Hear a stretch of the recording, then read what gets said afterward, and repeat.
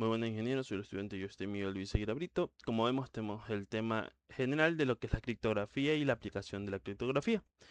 Pasando a la primera diapositiva, clave única. Como podemos ver, la privacidad es compartida en sí y la base fundamental para la criptografía simétrica, como vemos en la imagen, radica en la existencia del secreto compartido de forma segura entre dos partes. Como podemos ver, para poder literalmente utilizar esto de aquí necesitamos compartir una clave que se comparte entre el emisor y el receptor.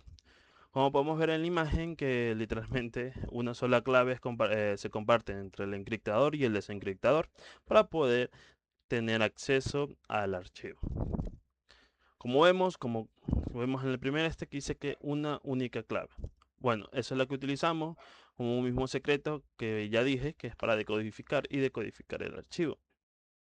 Vemos que también es de alto rendimiento, que al requerir fórmulas directas es óptimo para hardware masivo.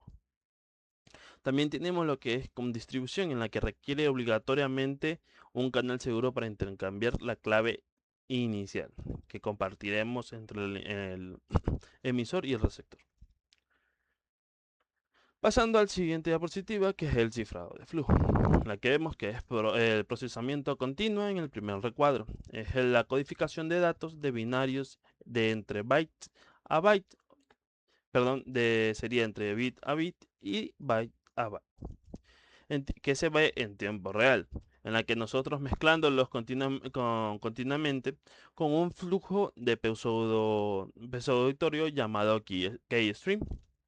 En el siguiente recuadro vemos lo que es la baja latencia, en la que ofrecemos una velocidad de procesamiento inigualable que requiere cantidades minúsculas de memoria caché, ya que no se acumula en el buffer.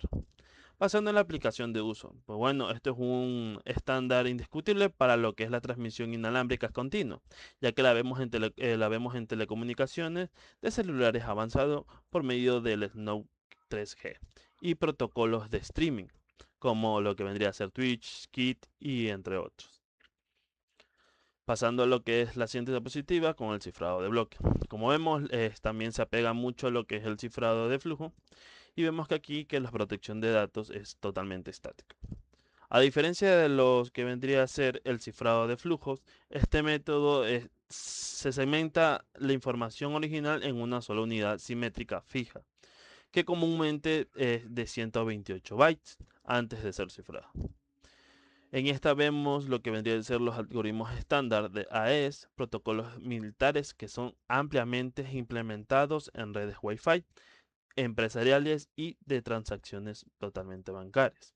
En este también hay una técnica que se usa en el caso de que dicho bloque no se llena con toda la información de los 128 bytes y quedan sobrantes como serían 72 bytes, cosas así. Usamos la conocida técnica del pairing, en la que se usa para poder hacer un relleno de forma matemática y asegurar el espacio sobrante o en blanco como se lo dice en el bloque final que es totalmente incompleto.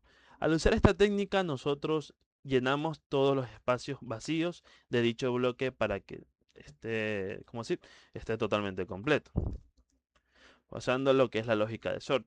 Como vemos tenemos dos mecanismos, el mecanismo de cifrado y el mecanismo de descifrado.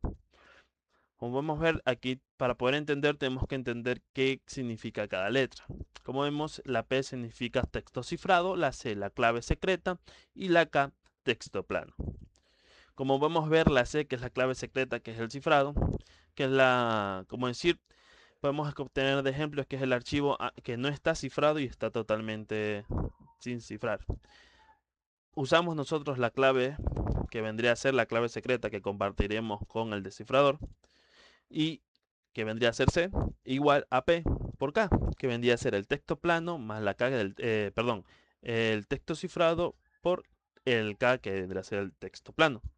En el mecanismo de descifrado vemos que hay un cambio. En este caso ya tenemos el texto ya cifrado, igual por por C, que sería la clave secreta, por K, que es el texto plano. Como vemos, este es la reversión directa, que vemos que lo conocemos como la operación de SOR, que es totalmente exclusivo.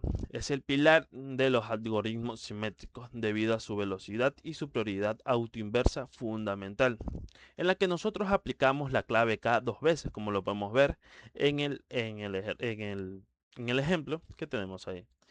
Solo para poder lograr sobreescribir el bit usado de sort y recuperar de forma automáticamente el bit original. Esto nos permite usar la misma lógica matemática simplificando tanto para ocultar como para revelar los datos que tenemos. Pasando al análisis comparativo. Como podemos ver, tenemos tres apartados, en lo que es la métrica clave, cifrado de flujo y cifrado de bloque.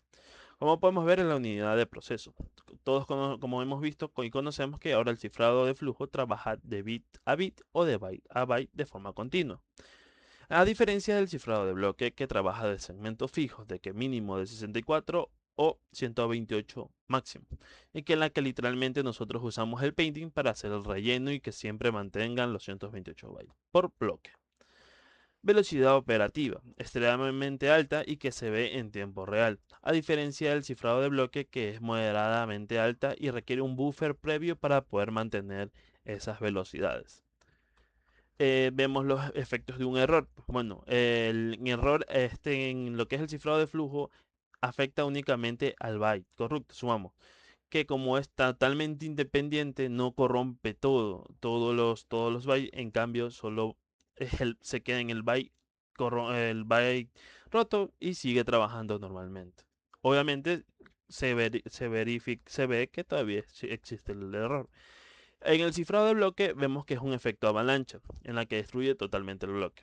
¿Por qué? Porque literalmente en el bloque no trabajamos de byte a byte, sino un conjunto de 128 bytes, en el que un solo byte en ese bloque sea corrompido, va a corromper todo lo de dicho bloque.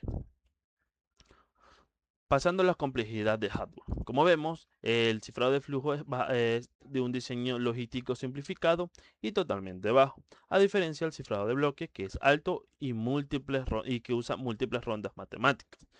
Como ejemplo tenemos que el cifrado de flujo usa CHA-20 y RC4. En cambio, en el cifrado de bloque verificamos que usa el AES, el TripleDES y el Blockfish. Y bueno, eso sería todo.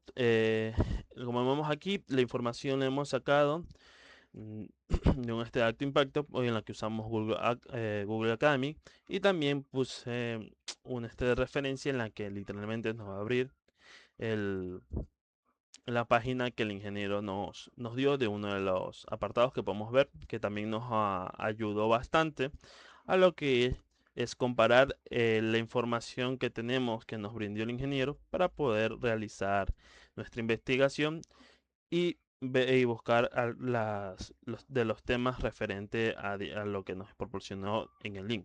También me fue de utilidad el del Codeframe, que fue el que nos brindó también el ingeniero, que fue de mucha ayuda con la información para poder realizar esta investigación. Pasando,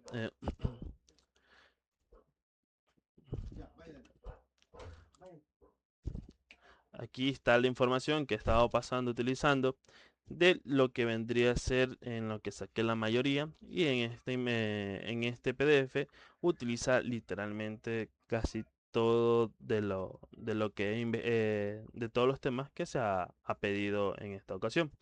Vemos lo que es de la información de Chacha 20, el bloque de los 128 bytes. También vemos lo que usa el del AES y también sorts, cómo en sí, cómo se aplica y todo lo demás. Bueno, eso sería todo en esta exposición y muchas gracias por su atención.